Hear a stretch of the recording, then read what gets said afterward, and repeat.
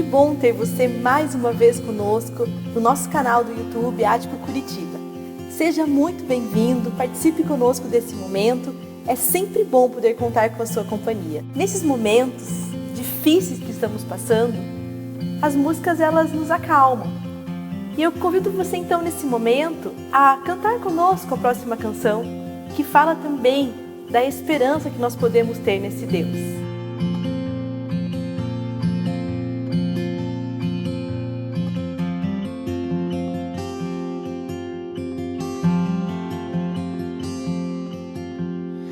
Cedo me acorda a oração, é o coração que tá apertado para ver um mundo diferente da notícia repetida da televisão.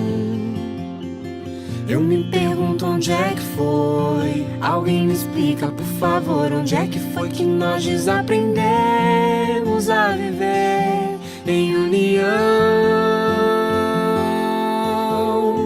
Quero ver mudar, mas se eu aqui só esperar, eu sou um deles, sou só um deles. Minha oração só é real transformação se começar em mim. Haja mais amor a começar em mim, amor que eu tanto quero ver a começar em mim, a começar em mim. Quem me perceber, que antes possa me reconhecer, me descrever em teu amor.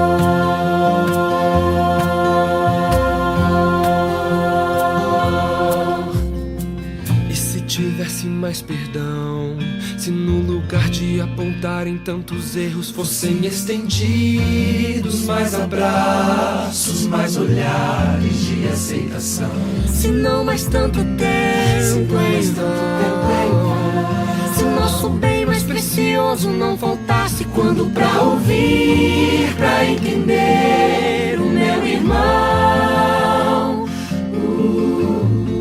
Posso até sonhar, mas se eu aqui só esperar, eu sou um deles, sou só um deles. Minha oração só é real transformação se começar em mim. Haja mais amor a começar em mim, amor que eu tanto quero ver a começar em mim, a começar em mim. Perceber, que antes possa me reconhecer, me descrever em teu amor.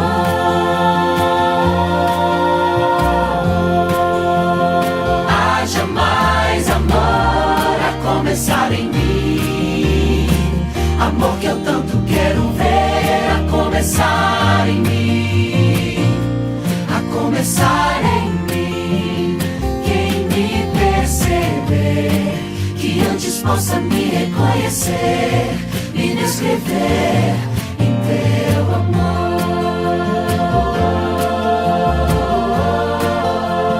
Quem me perceber, que antes possa me reconhecer, me descrever em teu amor.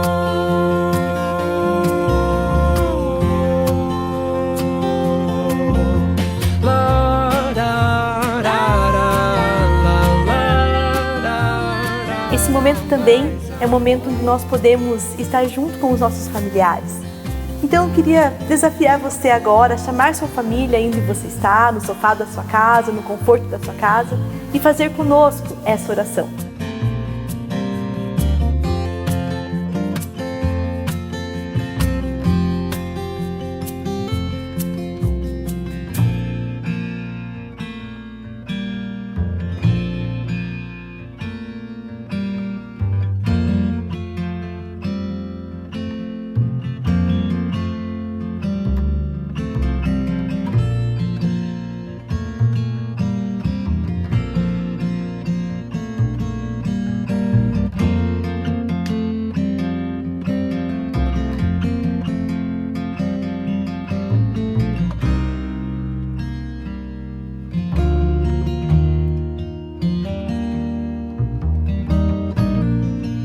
Senhor, muito obrigada por esse momento que nós podemos ter na Tua presença, momento qual nós podemos parar tudo que estamos fazendo para ouvir a Tua voz e também para falar contigo. Obrigada por nossa família e fica sempre conosco. Em nome de Jesus. Amém. Olá, crianças! Como vocês estão? Hoje estamos de novo aqui para cantarmos uma música que chama Servir. Servir é quando a gente ajuda alguém. E você que está em casa pode servir, sabe como? Arrumando o seu quarto, guardando seus brinquedos, cuidando do seu irmão. De várias formas você pode servir. Então vamos cantar?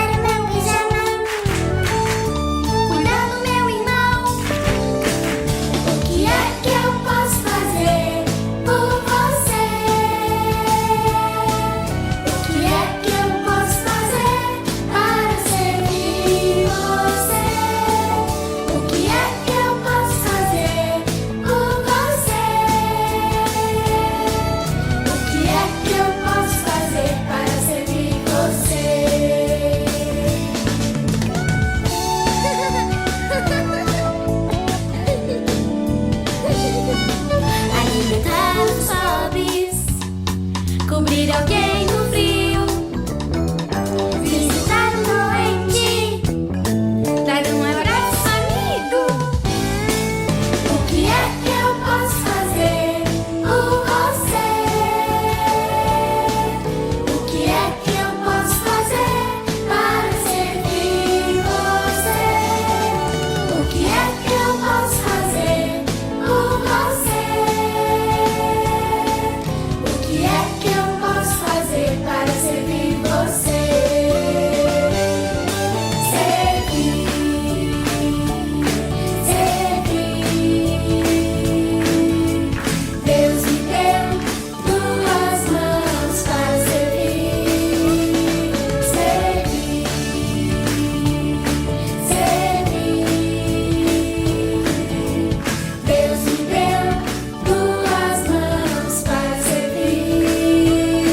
Servir.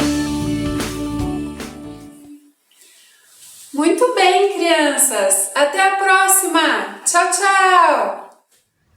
Acompanhe agora com a gente a leitura de Lucas 10, dos versículos 30 ao 33. Disse Jesus: um homem descia de Jerusalém para Jericó quando caiu nas mãos de assaltantes.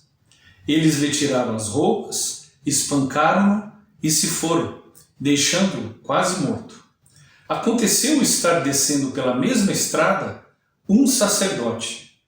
Quando viu o homem, passou pelo outro lado, e assim também um levita. Quando chegou ao lugar e o viu, passou pelo outro lado. Mas o samaritano, estando de viagem, chegou onde se encontrava o homem, e quando o viu, teve piedade dele.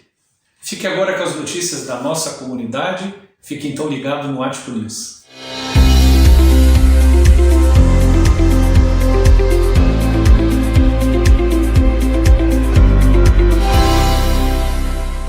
O Ático está realizando um conjunto de ações idealizadas por participantes da nossa comunidade, com o objetivo de apoiar pessoas nesse período de isolamento.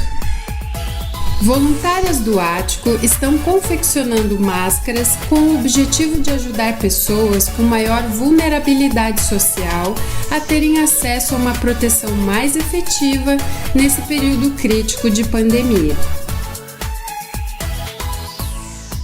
Você pode ajudar pessoas idosas ou do grupo de risco que estão impossibilitadas de se deslocarem. Auxilie com compras em mercados, farmácia e serviços em agências bancárias. Perceba as necessidades ao seu redor. Nesse tempo, podemos ser a marca do amor de Deus na nossa sociedade. O isolamento nos deixa distantes fisicamente, mas não estamos sozinhos. Além das nossas celebrações online aos domingos, temos nosso encontro do grupo pequeno via Zoom. Nos conectamos todas as quartas-feiras às 7h15. Que tal participar junto conosco? Estamos conversando sobre o livro bíblico de Filipenses, no Novo Testamento. Olha só como esse conteúdo pode te ajudar.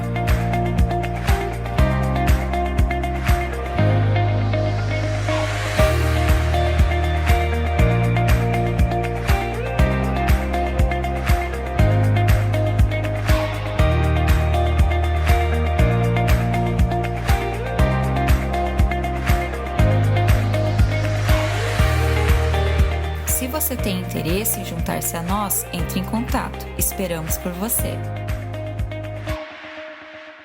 Olá, tudo bem? Eu sou o Diego, pastor da Ático Curitiba. Minha intenção nesse pequeno vídeo é instigar você a confiar no Senhor. Nesse tempo de quarentena, nesse tempo em que estamos em casa com os nossos familiares, respeitando as decisões tomadas por autoridades, confiarmos, uma confiança que o salmista teve quando descreve no Salmo 20, versículo 7, uns confiam em carros, outros em cavalos, mas nós confiamos em o nome do Senhor. Que a nossa confiança nesse tempo de incerteza, nesse tempo que nós não sabemos o que irá acontecer com o nosso país, quanto tempo estaremos em quarentena, que a nossa confiança possa estar no Senhor. Mas também que possamos aproveitar esse tempo em família, que possamos aproveitar para crescer intelectualmente, possamos crescer individualmente, coletivamente, mas que acima de tudo a nossa confiança possa estar naquele que cuidou no passado, cuida no presente e certamente cuidará no futuro.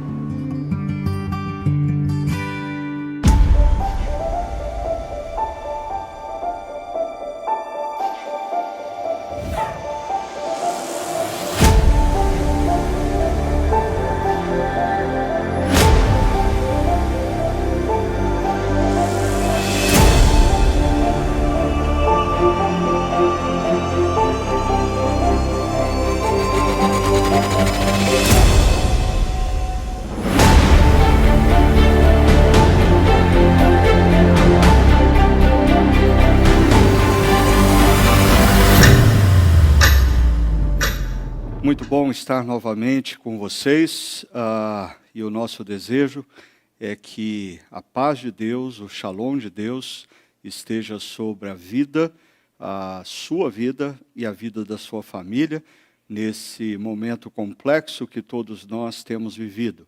Mas agora é a oportunidade que nós temos de refletirmos na palavra de Deus e compreendermos com maior exatidão os propósitos dele para as nossas vidas nesse tempo de pandemia. Para tanto, nós começamos na última semana uma nova série de reflexões. Nós estamos falando sobre reconstrução, a agenda de uma geração. Essa pandemia, gerada pela Covid-19, tem afetado todas as esferas da nossa sociedade. A economia, a política, tem afetado todas as esferas da nossa vida, a dimensão pessoal, profissional, familiar, e nós precisamos sim começarmos a orar e a refletir sobre um plano de reconstrução.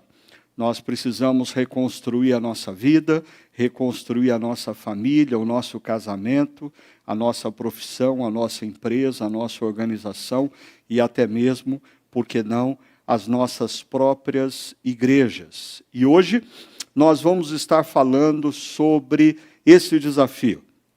Em tempos de pandemia, nesse projeto de reconstrução, é essencial que todos nós tenhamos um compromisso de exercitar a compaixão.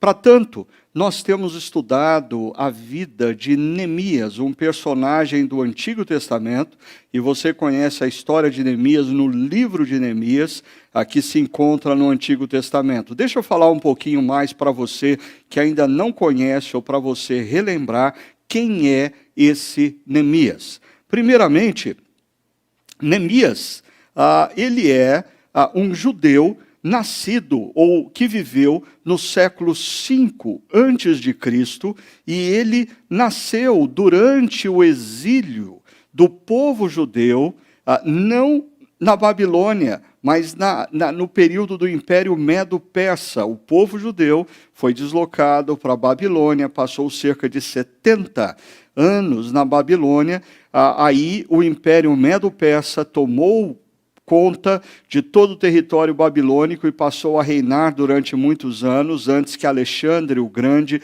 invadisse também o Império Medo-Persa. E Neemias, ele nasce nesse período de domínio do Império Medo-Persa. E diz a história bíblica que Neemias, ele era copeiro do rei Artaxerxes.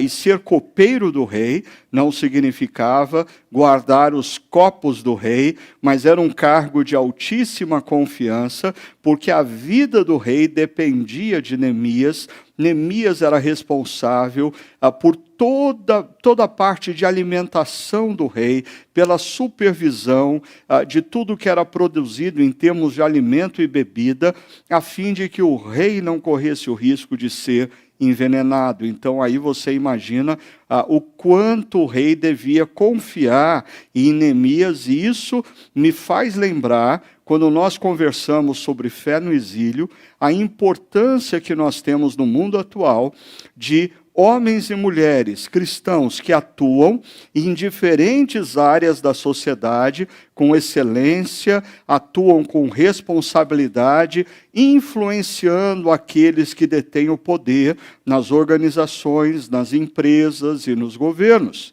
Mas ainda, eu queria destacar para você que o evento específico que nós estamos estudando da vida de Neemias se dá por volta de novembro a dezembro do ano de 445. É impressionante como a Bíblia nos dá precisão nessa data, ao fixar a vida de Neemias e o episódio que nós estamos estudando, num período muito específico do reinado do rei Artaxerxes.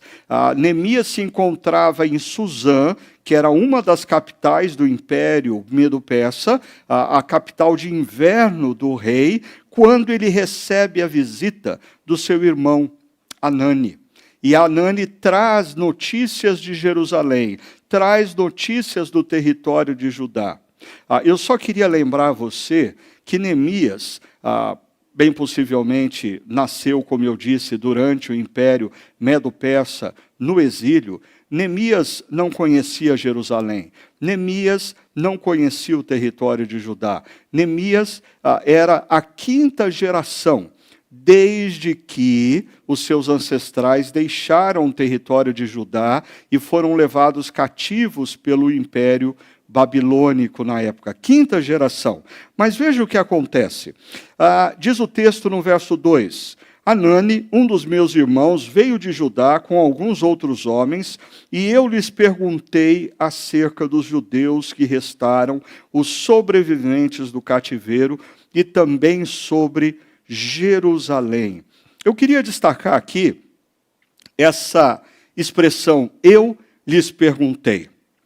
Porque, como eu disse, Neemias faz parte da 5ª geração de judeus que viviam longe de Jerusalém, viviam longe do território de Judá. E o que para mim é impressionante, como Neemias, apesar de distante de Jerusalém, tanto geograficamente como historicamente, ele mantém vínculos com a sua própria história e ele tem interesse pelo outro. Deixa eu tentar atualizar isso. O que Neemias está fazendo seria mais ou menos como um dos meus filhos interessado em saber como que estão os homens e mulheres de uma vila na Itália, a vila de onde os meus bisavós saíram para virem para o Brasil. Imagine os meus filhos preocupados em saber se as pessoas daquela vila, se as crianças daquela vila estão bem protegidos nesse momento de pandemia. Bem possivelmente os meus filhos nem sabem o nome da vila de onde os meus bisavós saíram no passado. Por quê? Nós fazemos parte de uma geração altamente centrada no presente e com os olhos voltados para o futuro. O Robson Cavalcante, pastor anglicano já falecido, já na década de 90 costumava dizer que a nossa geração é uma geração que sabe absolutamente tudo o que aconteceu nas últimas 24 horas, mas tem pouquíssima consciência do que isso significa à luz dos últimos 24 anos. Nós somos uma geração tão centrada no nosso próprio umbigo, tão centrada no nosso próprio presente, que até mesmo aqueles que são cristãos, discípulos de Cristo, têm transformado a missão em algo individual. Qual é a sua missão? Esse é um conceito secular, esse é um conceito do mundo corporativo. Descubra a sua missão. Quando nós falamos dentro da perspectiva cristã, quando nós falamos do conceito missão, a partir de uma perspectiva bíblica, Deus tem revelado a minha missão através dos meus antepassados. Constantemente o povo de Israel ouvia falar do Deus de Abraão, de Isaac e de Jacó. Isaac escuta constantemente a expressão de Deus, o que eu revelei ao seu pai Abraão. Jacó escuta a expressão de Deus, o que eu revelei a Abraão e a Jacó. Assim, nós precisamos perceber que conhecer o nosso passado, conhecer a história dos nossos pais, conhecer a história dos nossos avós, são elementos essenciais, primeiro, para nós conhecermos a nós mesmos. E, consequentemente, para nós termos um discernimento acerca da nossa própria missão. A nossa missão não é algo que Deus deu a um indivíduo. A nossa missão é parte do que Deus deu a um povo. O que Deus tem dado de geração em geração. Eu queria, se você quer refletir um pouco mais sobre isso, eu queria estimular você a dar uma olhada nesse período que nós estamos aí dentro de casa, nessa série Relacionamentos Líquidos, que fala muito sobre essa falta de conexão com o outro, como a gente tem estabelecido relacionamentos superficiais, como nós nos desconectamos tão facilmente das pessoas, como nós tornamos descartáveis os nossos relacionamentos. Isso tem acontecido, inclusive, nesse período de pandemia, em relação aos nossos pais, aos nossos avós, ou talvez em relação aos nossos antepassados. Se você é um jovem discípulo de Cristo, você precisa perceber que dentro da concepção bíblica, a sua missão não é uma missão individual. A sua missão faz parte de uma história que Deus vem construindo através de homens e mulheres do passado, incluindo os seus pais, os seus avós, os seus bisavós, e você compreender essa história, lança à luz a sua mente, dá discernimento ao seu coração para perceber qual é o propósito da sua vida no seu momento em que você se encontra. Mas aí, nós encontramos no verso 3, e eles, Anani e os seus amigos, me responderam: aqueles que sobreviveram ao cativeiro e estão lá na província passam por grande sofrimento e humilhação. O muro de Jerusalém foi derrubado e as portas foram destruídas pelo fogo. E agora eu queria destacar essa frase: eles responderam. Neemias pergunta, Anani responde. E é interessante, o que Anani responde é uma informação que vai gerar grande impacto sobre a vida de Neemias. Perceba, o que nós temos aqui é uma conversa aparentemente informal, uma conversa aparentemente ordinária. Por um lado, Neemias pergunta, por outro lado, Anani responde, informação é dada. No entanto, em meio a essa informação, emerge discernimento que o Espírito Santo de Deus está falando através dessa conversa, discernimento de que o Espírito Santo de Deus está querendo dizer alguma coisa através dessa informação. Por isso que nós, como cristãos, precisamos ser conhecidos como pessoas constantemente atentas ao mover de Deus nas nossas histórias, a voz do Espírito, através dos acontecimentos e através dos encontros que temos, mesmo aqueles que nos parecem altamente ordinários. Essa informação lança luz na mente e no coração de Neemias, discernimento, gerando uma agenda que vai determinar grandemente a missão de Neemias nos próximos anos e décadas da sua vida. Deixa eu atualizar isso para você, colocando o seguinte.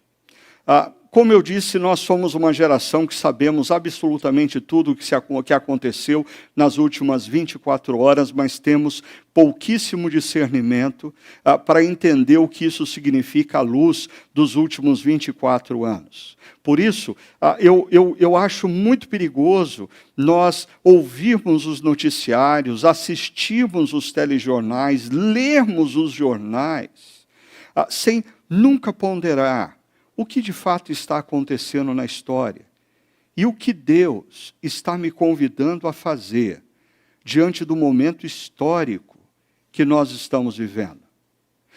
É um perigo muito grande você construir a sua história mais uma vez a partir de você mesmo, como se você, os seus sentimentos e os seus sonhos fosse o centro de todas as coisas. Esse é um projeto não cristão, não derivado das palavras de Jesus, do discipulado cristão, mas esse é um projeto altamente humanista, quando você vê a tudo e a todos tendo você no centro, olhando para o seu próprio umbigo e pensando como essa pandemia está me privando de determinados prazeres, como essa pandemia afeta a minha vida profissional. Pare e pense de maneira mais ampla o que Deus está fazendo na história através dessa pandemia, o que Deus está fazendo na sociedade brasileira através dessa pandemia, o que Deus está querendo fazer nas nossas famílias e igrejas através dessa pandemia e, consequentemente, o que Deus está me desafiando a ser e fazer em meio a todo esse contexto. Eu tenho 2 fotos que eu guardo com muito carinho. Eu tirei essas fotos no Museu de Billy Graham, que tem no Wheaton College, uma cidadezinha próxima da cidade de Chicago, nos Estados Unidos. Eu não sei se você consegue enxergar com clareza o que está na tela, mas são 2 fotos do grande pastor e evangelista, servo de Deus, Billy Graham. E o que me chama a atenção nessas 2 fotos é ele, perceba, com a Bíblia aberta, mas os jornais espalhados pela cama. E aqui se repete, numa outra situação, ele com a Bíblia nas mãos e olhando as principais notícias do dia. Alguém já disse que o pregador, ele deve ter a Bíblia numa mão e o Jornal do Dia na outra. O Jornal do Dia nos levanta as perguntas, a Bíblia nos apresenta a resposta. Pelo jeito, Billy Graham era um homem que levava isso a sério. Mas eu não creio que apenas os pregadores devem fazer isso. A igreja deve fazer isso.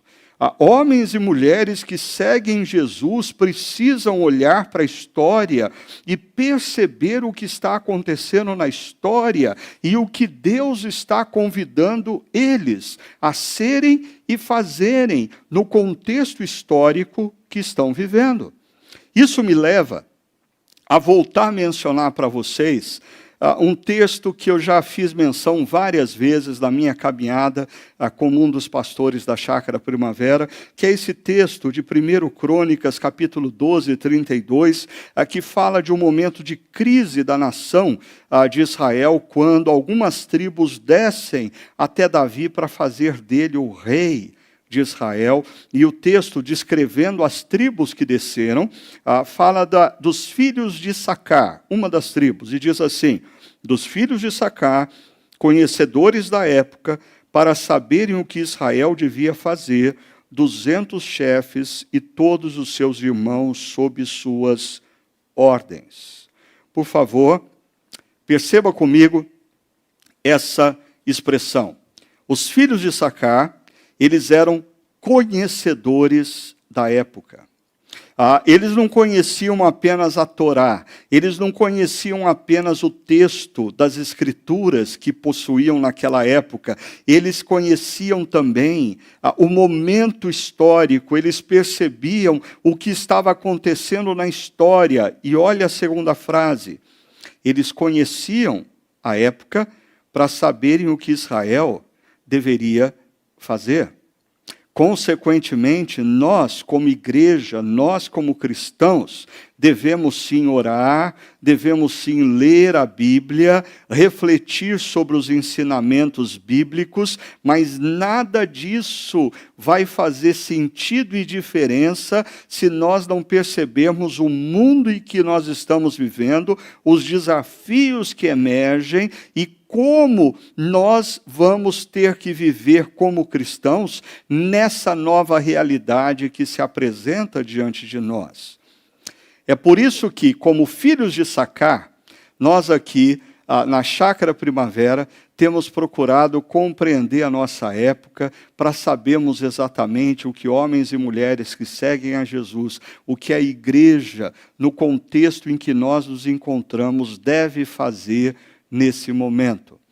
Alguns de vocês, pastores, presbíteros, diáconos, líderes de grupos pequenos, líderes de ministérios da nossa comunidade, já tiveram contato com esse material, a Chácara Diante do Novo Normal. Alguns de vocês que são membros da nossa comunidade, ao longo dessa semana, vão poder ter contato, se assim o quiser. Nós vamos ter 3 encontros abertos para a membresia e para os participantes da nossa comunidade que se interessam em conhecer mais profundamente quais são os passos que a nossa comunidade está dando nesse momento histórico e por onde nós pretendemos seguir. Mas deixa eu mostrar para vocês algumas coisas que eu creio que são básicas e que devem unir o nosso pensamento como discípulos de Cristo Jesus nesse momento histórico. O primeiro deles é: nós precisamos reconhecer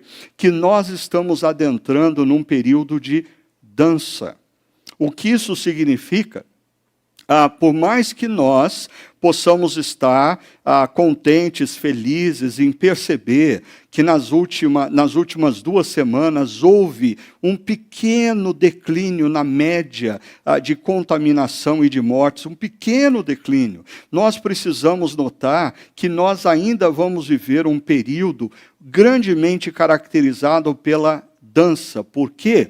Na medida em que nós temos o declínio de contaminados e de mortos, nós vamos viver períodos nas nossas cidades de flexibilização.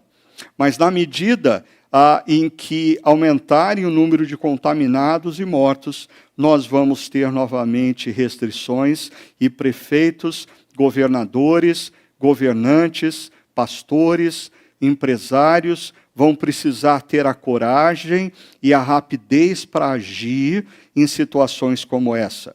Ainda, aí nós vamos ter melhoras e vamos voltar a ter flexibilização, como aconteceu em países como Itália, Austrália, Japão, mas de repente vem novamente o aumento da contaminação e mortes, e nesses próprios países que eu citei, eles já tiveram experiências de restrição.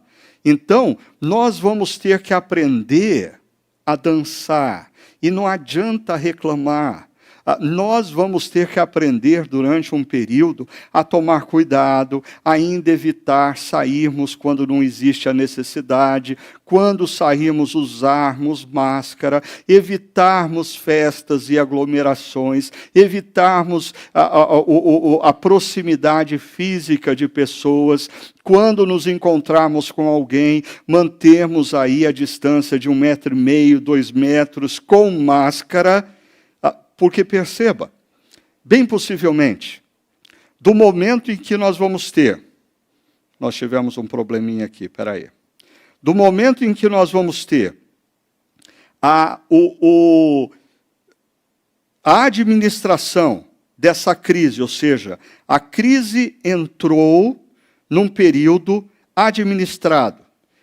Isso não significa que os casos terminaram, aí que nós não temos ainda mortos, mas a crise está administrada, mas nós ainda não temos vacina.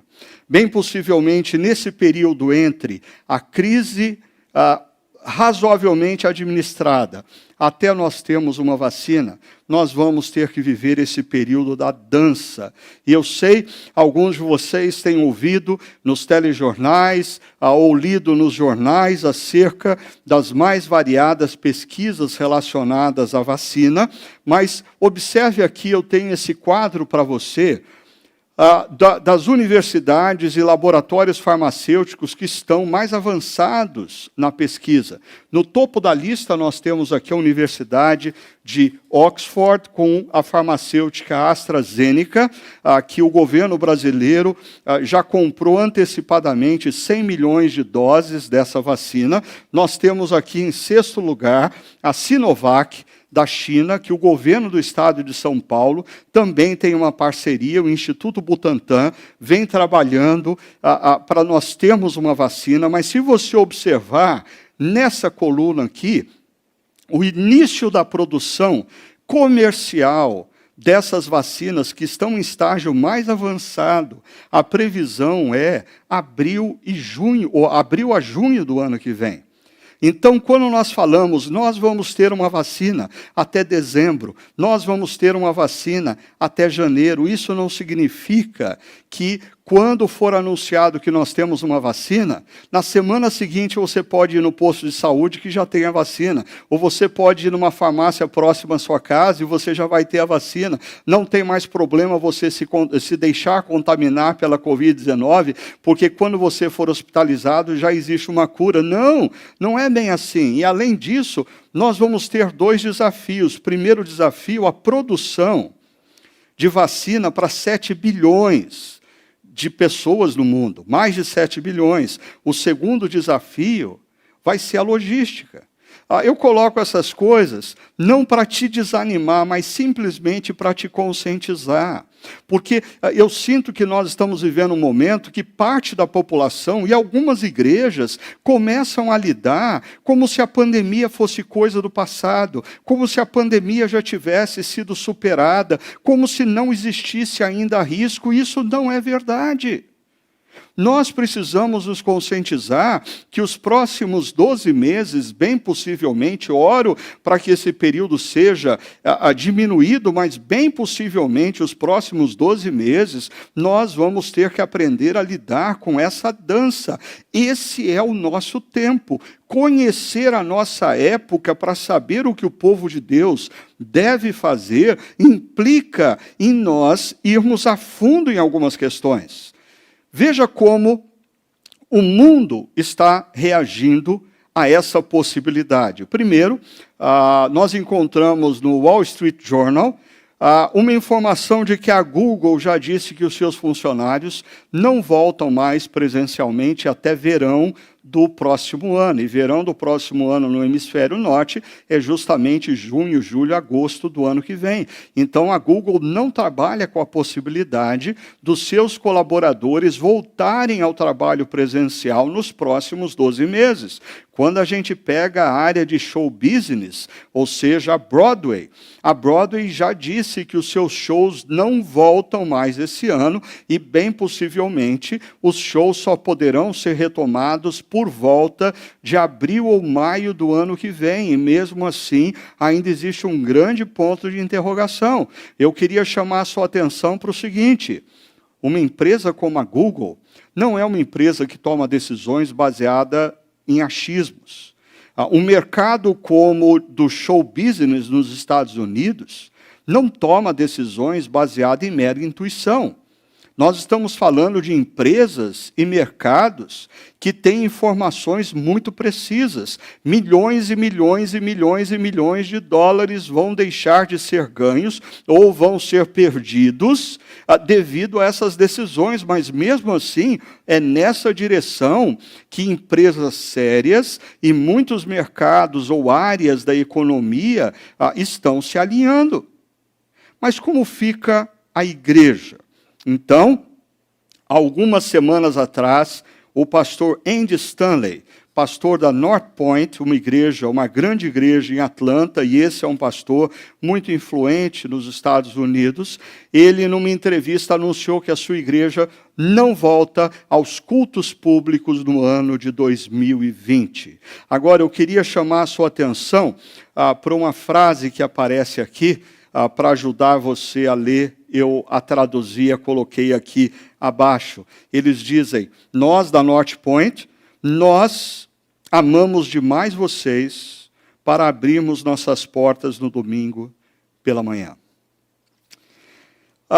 Primeiro, antes que você me questione, porque às vezes as pessoas elas se concentram no que elas não ouviram e não no que elas ouviram. Então, alguns podem dizer assim: mas por que só exemplos dos Estados Unidos da América e não do Brasil? Eu diria, porque no Brasil a pandemia se tornou uma questão ideológica. E abrir ou não abrir uma empresa, abrir ou não abrir uma igreja, se tornou uma questão ideológica. E eu não creio que abrir ou não abrir a igreja, ou reabrir ou não reabrir a igreja, deva se transformar numa questão ideológica. Eu creio que essa é uma decisão que envolve amor, compaixão e grande responsabilidade. Deixa eu explicar isso para você. Mesmo as igrejas que estão reabrindo as suas portas, nessas últimas semanas, ou na nossa cidade, no domingo, na data de hoje, essas igrejas têm restrições. Pessoas com mais de 60 anos de idade não podem estar nas reuniões. Casais com crianças com menos de 12 anos de idade não podem estar nas reuniões porque não tem programação para as crianças. Pessoas com doenças crônicas, mesmo aquelas entre aí 12 anos de idade e 59 anos, não podem estar nas reuniões. Logo, que tal nós pensarmos da seguinte maneira? Não reabrir as nossas comunidades, os nossos encontros e continuar incentivando você a refletir sobre a palavra de Deus e adorar a Deus no contexto da sua família, investindo para que esse momento chegue na maior qualidade possível no seu lar, no seu aconchego. É um ato de amor, é um ato de compaixão. Por quem? É um ato de amor e compaixão por aqueles que têm mais de 60 anos de idade e que não vão poder se reunir conosco se nós abrirmos as nossas portas. É um ato de amor e compaixão por aqueles que têm crianças com menos de 12 anos que também não vão poder estar conosco se nós reabrirmos as portas.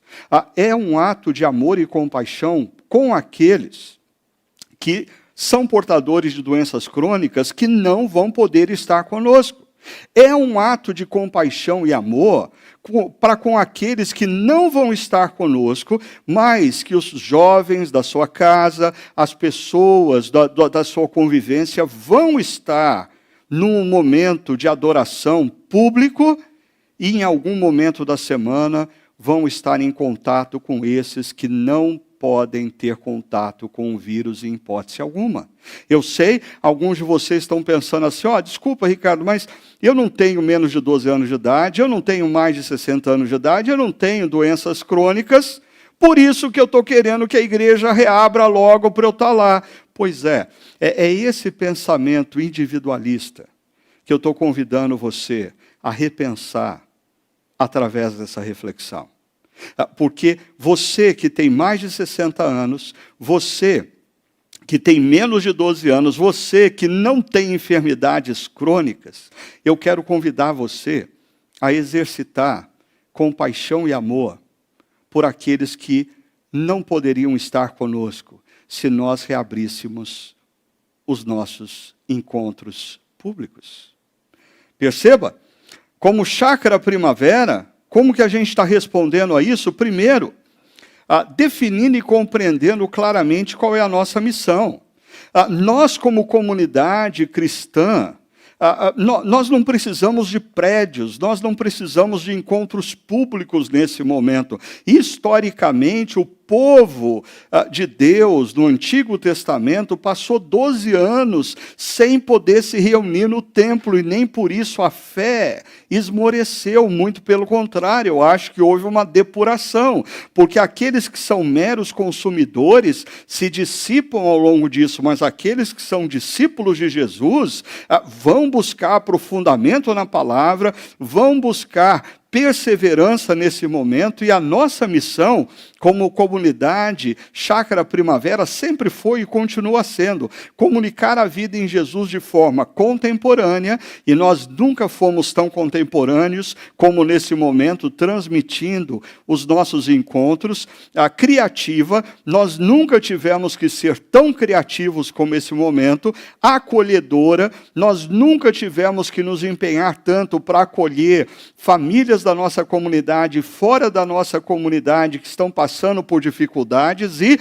transformadora. Essa é a obra que o Espírito Santo vai fazer enquanto nós comunicamos a vida em Jesus de maneira contemporânea, criativa e acolhedora. O Espírito Santo atua transformando. Ainda, nós estamos decididos a simplificar nossas estruturas, nos concentrando no que é essencial. E o que é essencial para a nossa comunidade? 4 áreas. São 4 essenciais para nós nesse momento. Primeiro, os nossos encontros de adoração e reflexão. Nós queremos continuar servindo vocês através desses encontros. Nós queremos continuar encorajando vocês a reunirem as suas famílias na frente de uma TV ou na frente de um computador e compartilharem dessa experiência de ouvir e participar da adoração a Deus, de buscar Deus em oração, ouvir e compreender a vontade de Deus através da palavra. Grupos pequenos, nós cremos que esse é um dos essenciais. Nós precisamos continuar conectados uns com os outros através dos grupos pequenos. Os nossos grupos pequenos, quando presenciais, eles tinham por propósito aprofundar a fé e o relacionamento nas pessoas. E a forma como nós fazemos isso mudou, mas a missão do grupo pequeno continua a mesma. Por isso, se você não faz parte de um grupo pequeno, eu desafio você a entrar no nosso site, procurar um grupo pequeno, mandar informação, porque é de fundamental importância que nesse momento você esteja conectado com amigos e amigas de caminhada cristã. Um outro essencial é o cuidado pastoral. A nossa equipe pastoral tem estado empenhada em ligar, em telefonar, em ouvir a voz e se deixar ouvir pelos membros da nossa comunidade, a fim de cuidarmos das pessoas, a fim de intervirmos na vida de pessoas e famílias que estão passando por situações de crise, seja de ordem emocional, seja de ordem financeira. E o quarto essencial são as nossas ações de compaixão. A nossa diaconia tem se dedicado a não deixar que absolutamente nenhuma família da nossa comunidade passe qualquer tipo de necessidade. Nós queremos viver a experiência de Atos 2 do nosso contexto. Nós queremos olhar para trás um dia e poder afirmar que nenhuma das famílias da nossa comunidade passou por dificuldade sem ser acolhida e sem ser suprida. Mas nós também estamos atentos àqueles que sofrem do lado de fora da igreja. Eles não participam da comunidade, mas a comunidade tem uma missão para com eles. E, por fim, é hora da gente discernir forma de essência. O que nós fazíamos antes de março de 2020, quando nos reuníamos presencialmente, quer nos encontros aos domingos, quer nos grupos pequenos, a adoração é essência. A adoração presencial é forma. O estudo da palavra com relevância e integridade é essência. A pregação relevante e íntegra presencial é forma. Por isso, nós precisamos ter em mente o seguinte: em vários aspectos, a forma como fazemos a missão pode ter mudado, mas a essência continua sendo a mesma. Então, essa é a hora da gente se libertar das preferências, se libertar do individualismo, se libertar da tendência do nosso coração de querer suprir a nossa própria vontade e desejo e se abrir para essa oportunidade que Deus nos dá de, como igreja, fazermos diferença na vida de pessoas. Para isso, é de fundamental importância nós relembrarmos o nosso tema dessa reflexão. Exercite compaixão. E como isso vem à tona na vida de Neemias? Perceba, nós já falamos que ele recebe de Hanani a informação. A questão não é a informação que vai mudar a vida de Neemias, que vai mudar a história de Neemias e que vai mudar a realidade dos moradores da cidade de Jerusalém que estavam sofrendo e sendo humilhados. O que vai fazer com que exista mudança é a reação que Neemias tem à informação que recebe. Muito se tem dito que a pandemia e todo o sofrimento que nós estamos passando, essas coisas não vão mudar quem você é, não vão tornar você melhor ou pior. O que vai mudar você para melhor ou para pior é a reação que você está tendo. A forma como você reage a esse momento, a forma como você realinha a sua vida, as suas prioridades, as suas atitudes diante desse momento de crise, pode fazer de você uma pessoa melhor, mas pode fazer também de você uma pessoa pior. A maneira como você lida com esse momento pode tornar a sua família e o seu casamento melhor, como pode tornar a sua família e o seu casamento bem piores. A igreja, a maneira como nós reagimos a essa pandemia, pode fazer com que a igreja seja ainda mais efetiva na sua missão de comunicar a vida em Jesus de maneira contemporânea, criativa, acolhedora e transformadora. Mas tudo depende da nossa reação. Não é o fato, não é o cenário que determina se nós vamos ser melhores ou piores. É a nossa reação ao cenário, a maneira como nós reagimos ao que está acontecendo. E olha só como Neemias reage. Primeiro, o texto diz: quando ouvi essas coisas. Eu não sei se essa história seria possível de acontecer nos dias atuais. Porque eu imagino que se fosse nos dias atuais, possivelmente Hanani chegaria na casa de Neemias e Neemias estaria no sofá da casa dele, olhando para o celular, lendo as mensagens de WhatsApp.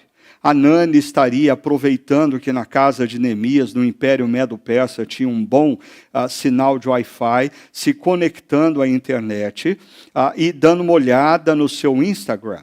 Primeiro, a conversa desses dois seria bem possivelmente bem mais superficial do que foi. Segundo, dificilmente Neemias levantaria os olhos do celular para olhar nos olhos de Hanani e fazer uma pergunta tão profunda como a que ele fez. Como estão as pessoas na cidade de Jerusalém? Até porque Neemias trabalharia com o seguinte pressuposto: a hora que ele quiser saber como as pessoas estão, ele acessa a internet e dá uma olhada na Folha de Jerusalém ou no Estado de Judá, e ali ele vai encontrar todas as informações. É isso que tem acontecido com a gente. O fato de nós partirmos do pressuposto de que a qualquer momento nós temos todas as informações que nós precisamos, nós não atentamos mais nem para o momento de reflexão da palavra. O fato de você saber que a qualquer momento você pode acessar essa própria pregação e reflexão, faz com que você não tenha ouvidos atentos ao que está sendo dito. Isso tem afetado as nossas conversas.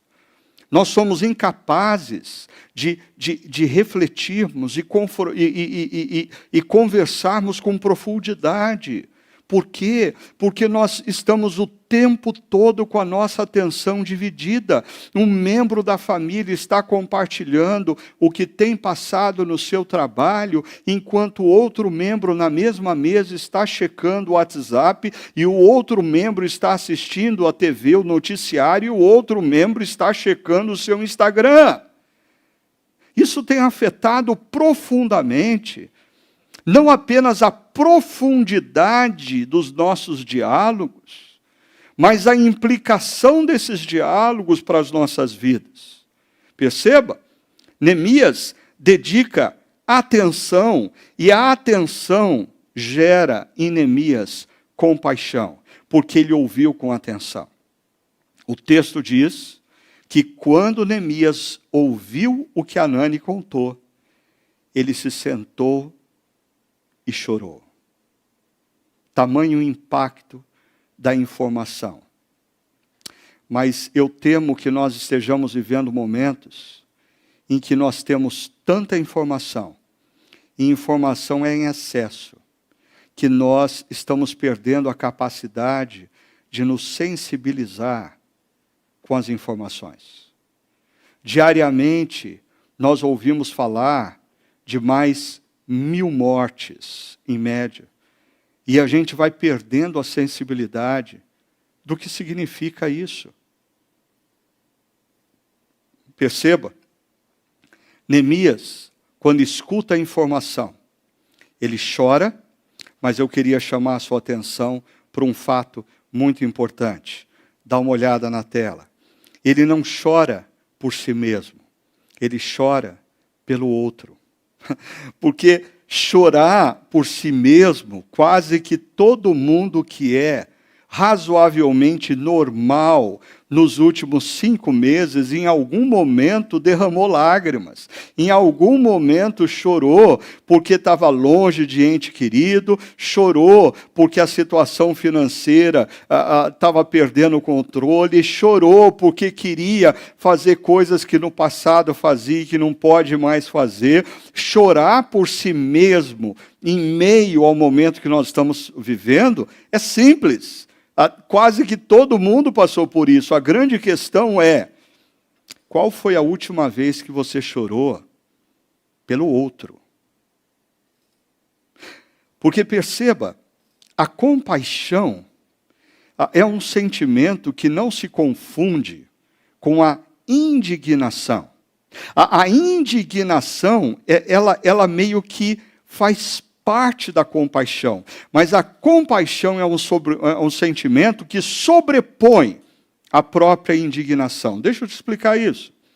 Você olha uma situação e você fica indignado com os opressores que estão gerando aquela situação, com os causadores daquela situação de dor. E existe o perigo de você, na sua indignação, não exercitar compaixão.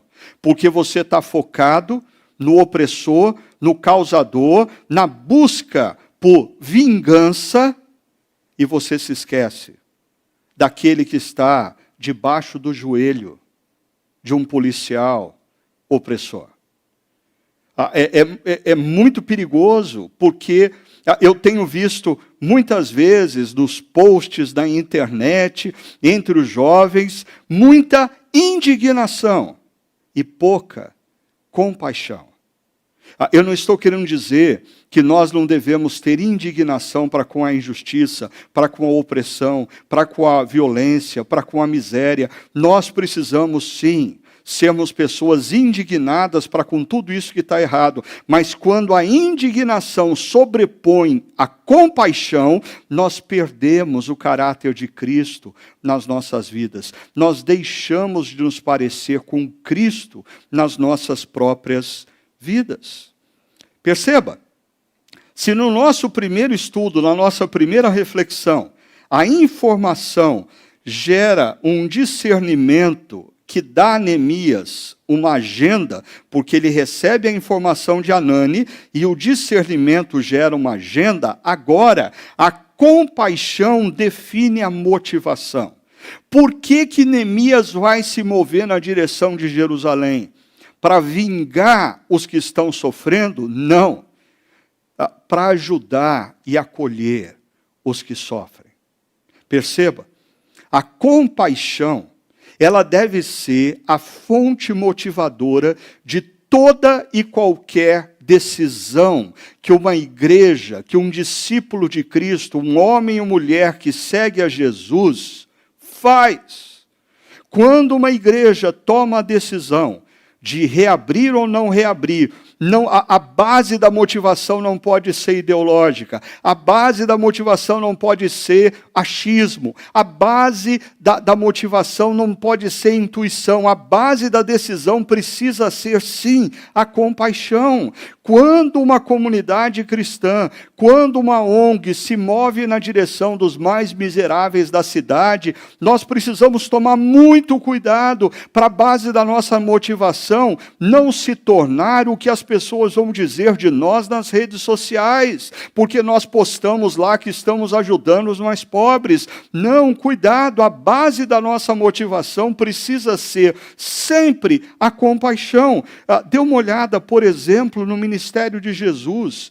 Mateus capítulo 9, verso 36 diz que ao ver as multidões, Jesus teve compaixão delas, porque estavam aflitas e desamparadas como ovelhas sem pastor. Eu me lembro de uma conversa que eu tive com um pastor nos últimos anos, e ele me falava um pouco do seu ministério, e eu fiz uma pergunta a ele, eu disse, qual foi a última vez que você chorou pelo sofrimento e a dor de outros? E foi impressionante perceber que aquele pastor não se lembrava um momento da sua vida que ele tivesse chorado pela dor e pelo sofrimento de outro.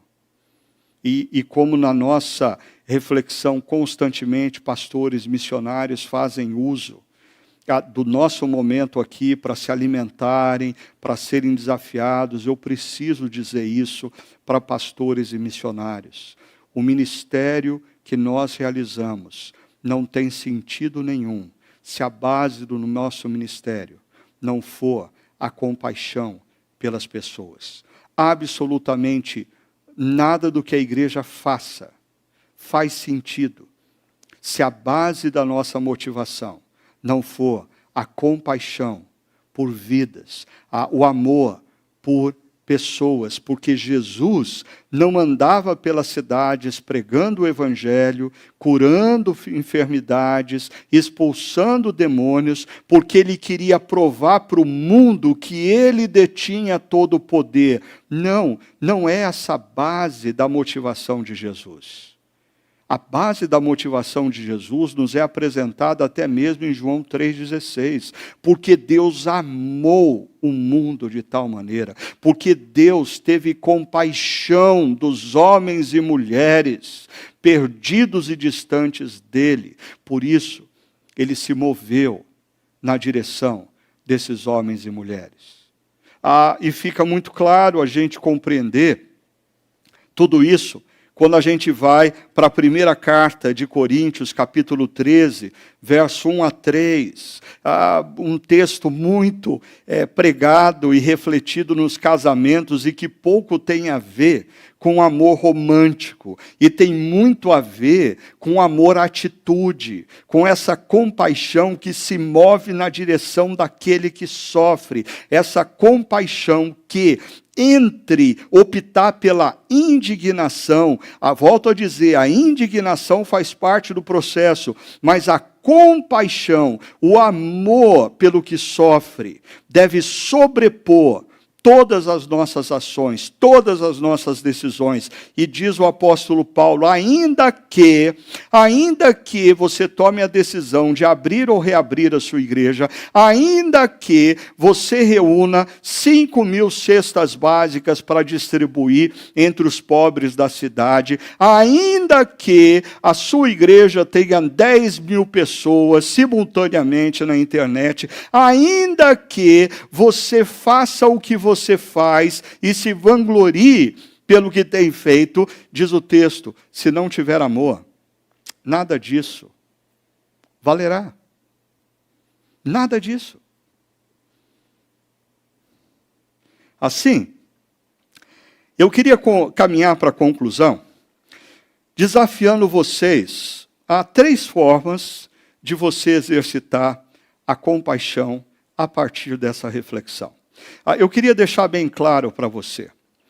O desafio maior para você exercitar o seu coração a compaixão passa por coisas simples, como talvez, no dia de hoje, você tomar a decisão que você vai gastar tempo ouvindo o que pessoas à sua volta têm a dizer com mais atenção.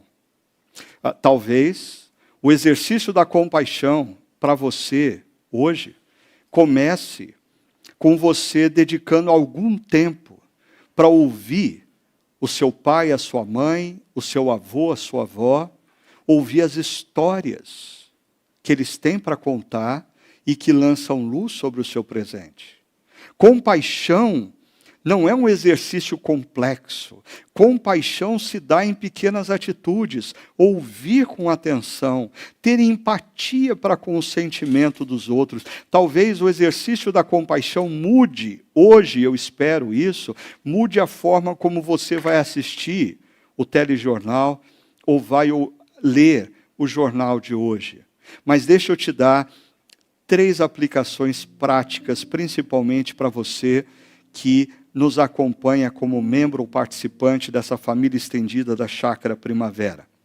Primeira delas, nós temos levantado o que nós chamamos de caixa de esperança, com alimentos básicos, com kit de segurança, máscaras, álcool gel, com um livro infantil e com um devocionário para adultos.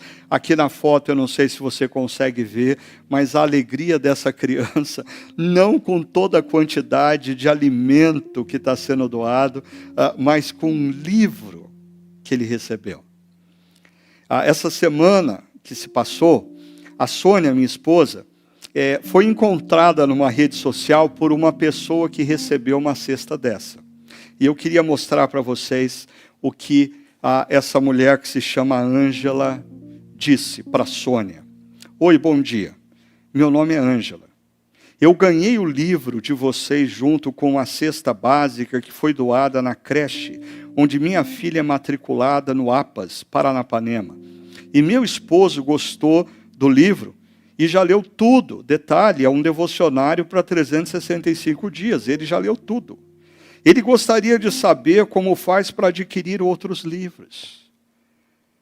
Eu achei fantástica essa informação, porque nós estamos levantando recursos para oferecer o que as pessoas estão precisando materialmente, alimento. Mas a nossa cesta da esperança chegou num lar onde, além da necessidade material, existia uma fome espiritual.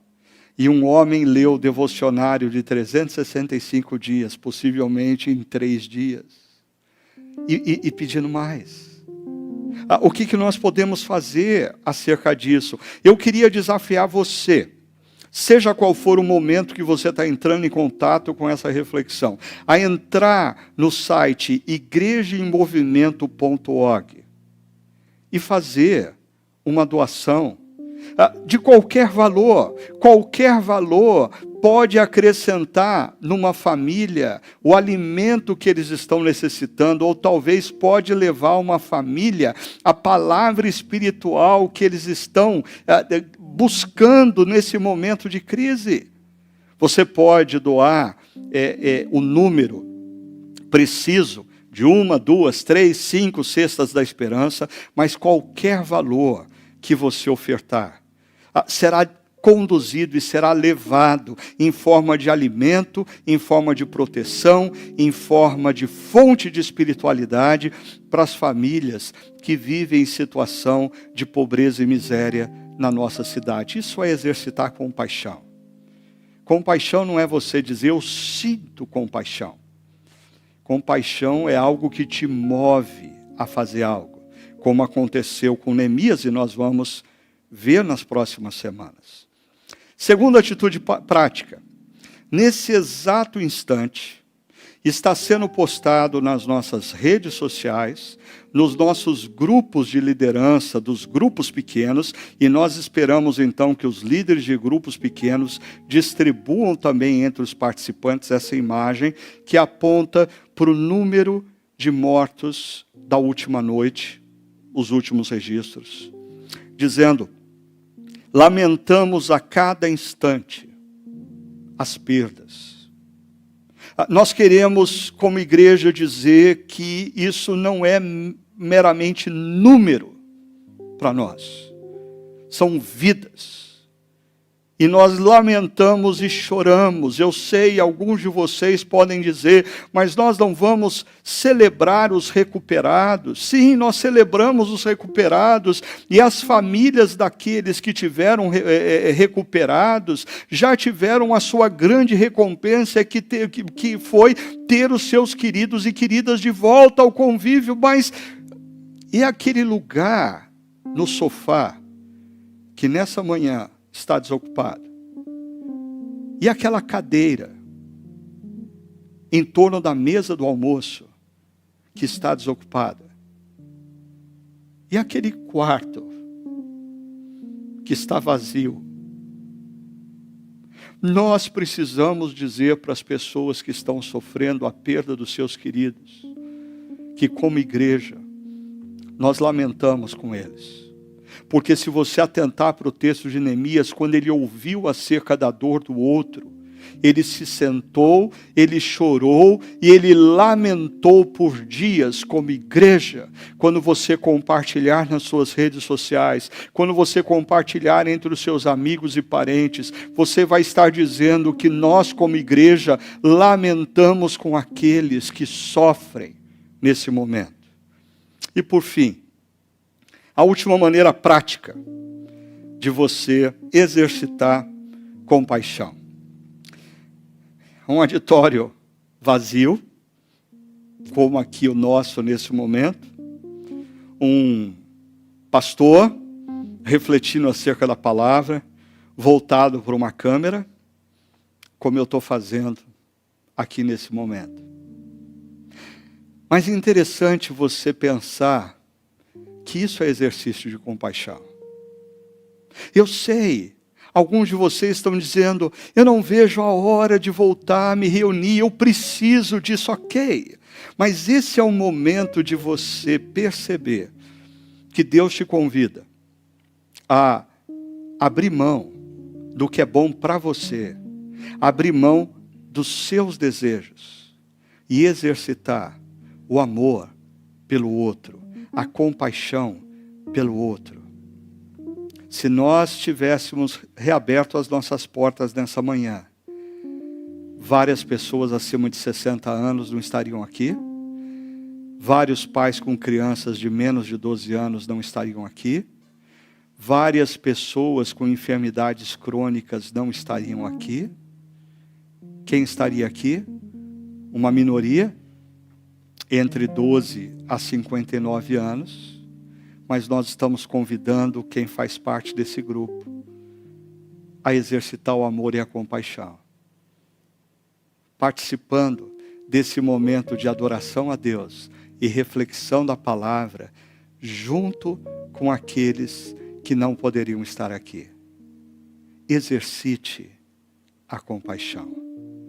Eu convido você a, nesse momento, fazer dessa próxima canção um momento de oração para você, um momento de oração em família.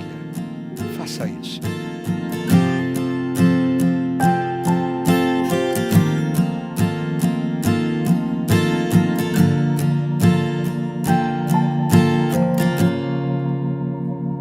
Seria tão bom se o que a gente fala fosse pura compaixão, amor, cuidado e zelo por aquele nosso irmão.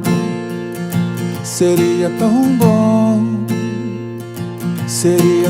bom se o conhecer a Deus fosse mais que religião, fosse amor e obediência pelo autor da criação. Seria tão bom parar na estrada, se aproximar e além das palavras querer ajudar, chegar bem mais perto e sem escolher fazer o que é certo, cuidar e acolher. Ai, Pai, faz de mim alguém parecido contigo, e então transforma o meu eu, esse jeito de ser tão altivo.